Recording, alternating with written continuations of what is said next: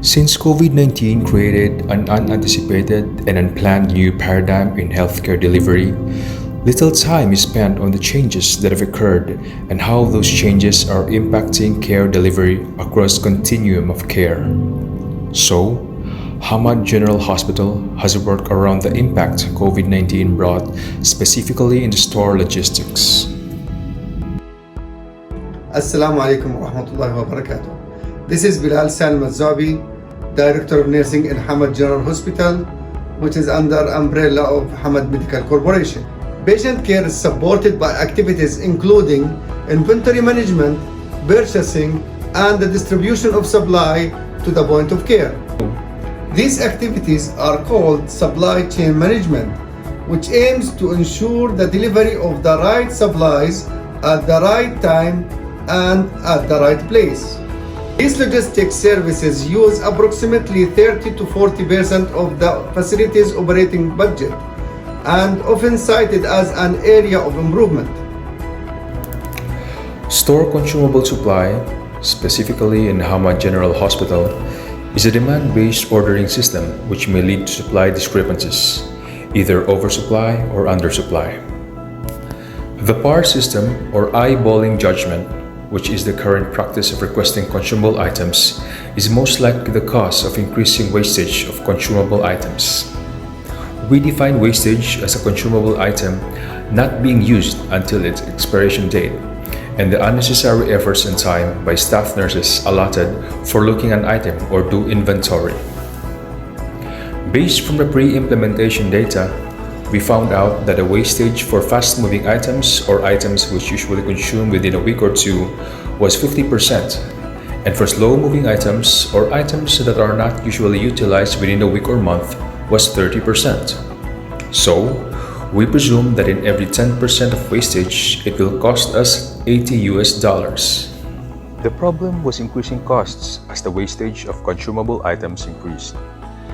Based from a root cause analysis, the causes of the wastage of the consumables included 1.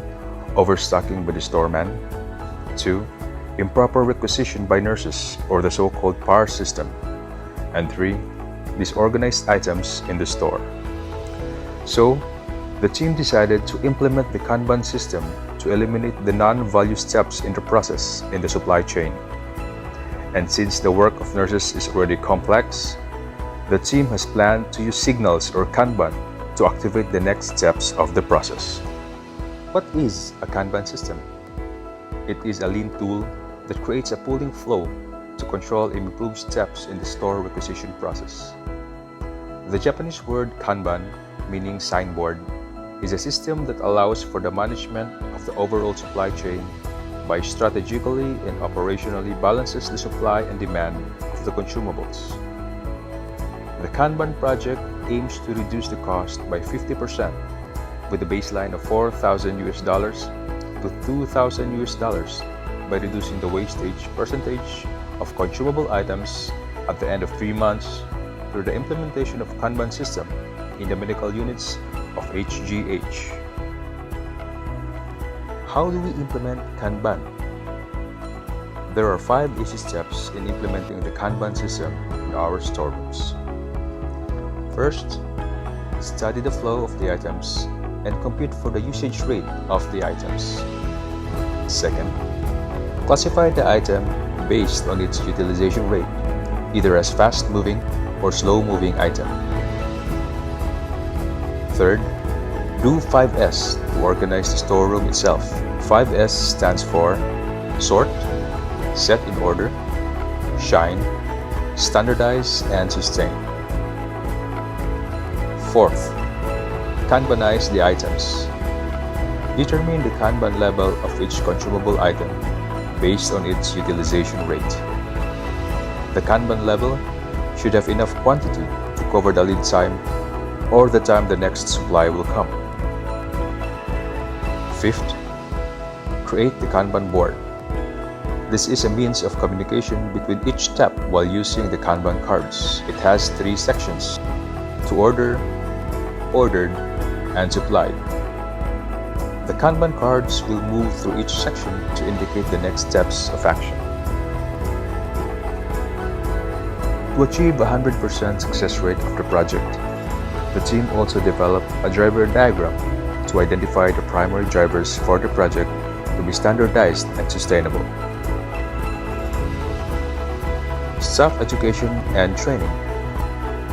Quality is everyone's responsibility. Kanban is a new change in the facility, and to achieve 100% compliance, it is very important that all staff will be involved in this change idea through an effective education. Senior leadership and sponsorship. As we said earlier, quality is everyone's responsibility. Leaders like the head nurses, director, or even the executive leadership should take participation on this new process to provide oversight and support for the implementation. Nursing satisfaction.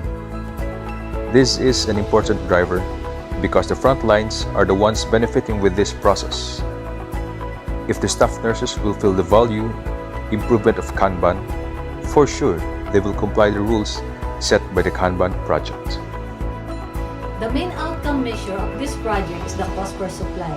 After 20 weeks of implementation, the weekly average cost has reduced significantly to 65% from the baseline data. Presently, the cost per supply has a median of $1,000 and 0% of wastage, both for slow-moving items and fast-moving items. We have recorded a 95 to 100% nursing satisfaction and 80 to 90% compliance of the Kanban process. Results showed that outstocking rate is 1 to 2% up to this date. The significant reduction was brought by what is so-called the extra space and frequent recalibration of the Kanban levels, especially the fast-moving items. The project showed essential and sustainable improvements on reducing the costs by 65%, decreasing the wastage percentage to unimaginably 0%, eliminating unwanted wastes like time looking for items and idle inventories while improving the staff satisfaction to 100% with the new store system process.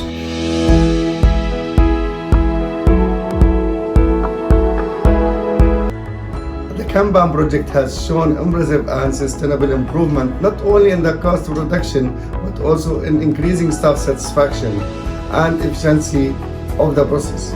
It also transforms the nurses to be more cost conscious and price sensitive while doing the person's request.